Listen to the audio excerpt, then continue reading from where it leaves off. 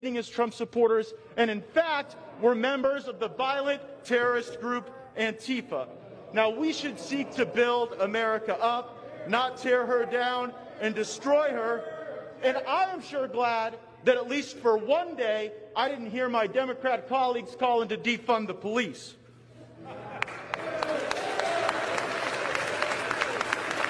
Now, I appreciate all the talk.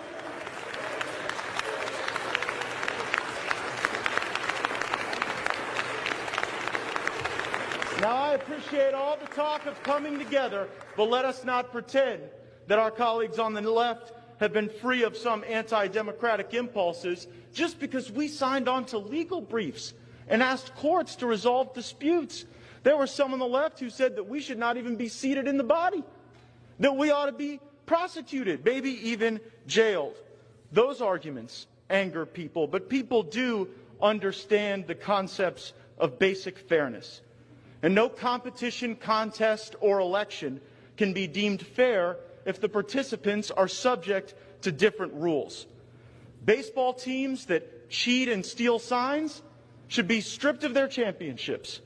Russian Olympians who cheat and use steroids should be stripped of their medals, and states that do not run clean elections should be stripped of their electors. This fraud was systemic.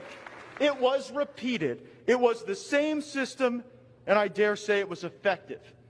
We saw circumstances where when Democrat operatives couldn't get the outcomes they wanted in state legislators, when they couldn't get the job done there, they went and pressured and litigated and usurped the Constitution with extra constitutional action of some officials in some states. They fraudulently laundered ballots, votes, voter registration forms, and then they limited review.